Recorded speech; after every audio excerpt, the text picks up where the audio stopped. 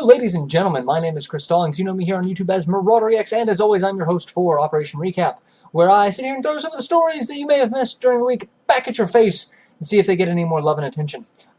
First off, we're going to start off with some site news. We got some stuff happening with the site, in addition to the new Cloudburst Gaming club that I'm doing.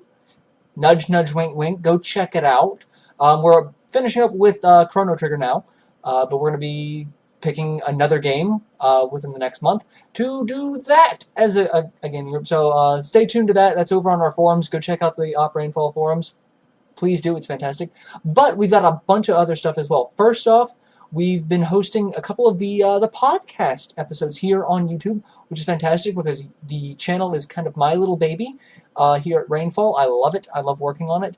And I'm really excited that we've got 2 episodes, the lost episodes, and we had a live broadcast the other night. I unfortunately missed out on seeing it live, but I did get a chance to check it out later. It was fantastic. If we do it again, I would love to be a part of it. Nudge, nudge, wink, wink to my bosses. Pay attention to that. Anyway, no, it was great. It was a fantastic live show. If you can, check it out. It's here on the channel. But it was great. It was really fun to watch. Also, we've got a very, very long-term project that one of our staffers has picked up. The Tales of Symphonia live stream. We have a Twitch channel. We got that set up. We've been testing around, just, goofing off with it. Playing some of the games that, we fought long and hard to be able to play.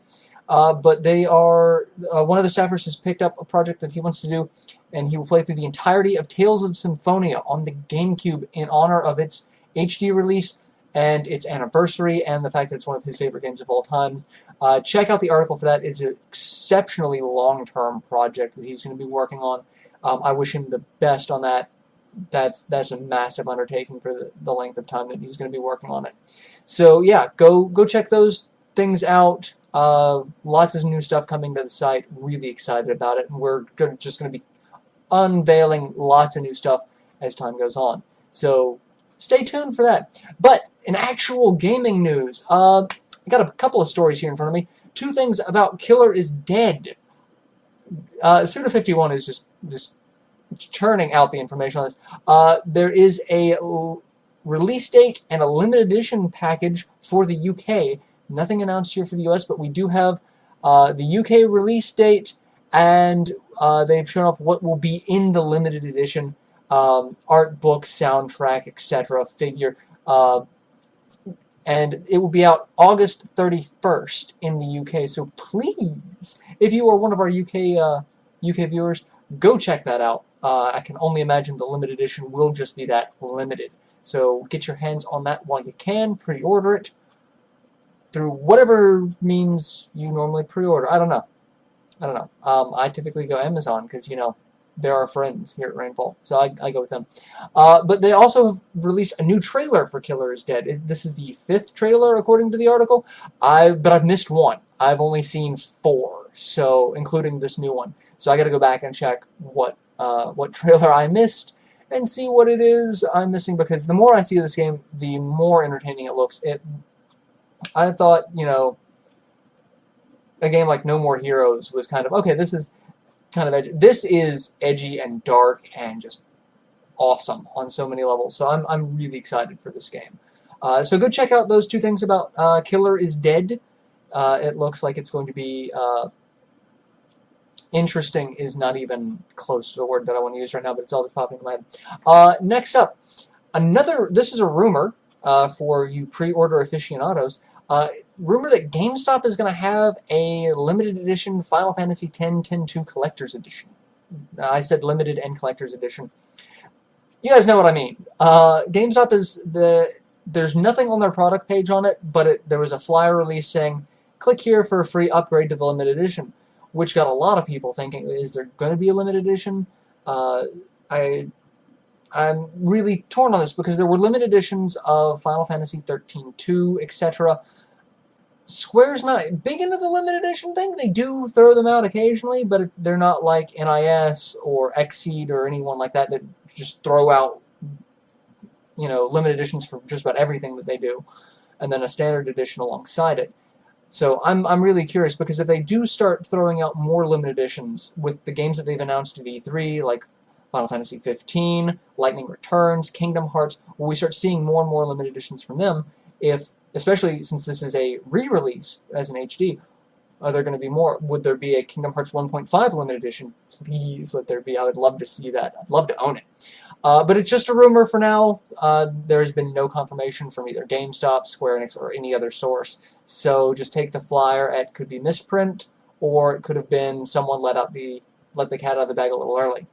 And the last bit of news is probably, it starts off really depressing, but then there's been a couple of updates to it. It's Index Holdings, which is the company that currently owns Atlas, the publisher famous for a lot of niche JRPGs and the like, is filing for bankruptcy. But it's not the oh my god, we're going under, so we're going to sell everything bankruptcy. It's we want to restructure everything, sell off the stuff that we don't need to pay off the debts, keep the stuff that we want to keep to try to stay in business. And what they're talking about is restructuring to focus on gaming. So they are going to do what they can to keep their gaming franchises and subsidiaries, i.e. Atlas, in-house and not have to sell them off to someone else. It was a very, very shocking bit of news because Index purchased Atlas not too long ago, and the scare that they would have to sell it off almost immediately really, really did not look well. But for those of you who are familiar with bankruptcy laws, I'm not. I've read through the article a couple of times, and I still don't quite understand it. The best comparison was to what the American automotive industry did a couple of years ago. Not the bailout, just ignore that, but how they restructured the businesses between GM and Chrysler to stay in business. So if you're familiar with bankruptcy law, you might have a little more insight. And if you do have more insight on it, please let me know, because I'm trying to follow this as closely as possible and hope that all the best happens for Atlas, because they're a fantastic publisher. I love them to death. So yeah, that has been Operation Recap for this week. I do want to ask a question. I don't really do the question often. I want to try to focus more and more on it. With all of the games that have been announced that no one has said anything, what would you like to see for a collector's edition for a game? It could be a game that's already out. Say it's a game that's already been released. You would just like to see a collector's edition of it. What would come with said collector's edition? What would you like to see? And what is your big thing? What is the cutoff for a limited edition? Like, would $99, $10, only $10 more than regular? You know, what is your cutoff? Like, I know the Call of Duty games have several editions. You've got the regular game, you've got, you know, an upgrade edition, then you've got the master, or whatever, the high-end edition that comes with, you know, like a remote control car, night vision goggles, or something along those lines. What is a game that you would love to see a collector's edition, limited edition / type thing for, and what would your cutoff for the price be? What is the max you would be willing to pay for, like, your holy grail of collector's editions? Let us know in the comments. I'm curious as to what you guys think about that, because as a game collector, I'd gladly spend like $500 on a collector's edition of Panzer Dragoon Saga. But since Panzer Dragoon Saga by itself is already $500, that's just a pipe dream. Anyway, I'm going to go. This has been Operation Recap for this week. I hope you've enjoyed it. Stick around for more news, reviews, and tidbits coming up. Till then, later, everyone.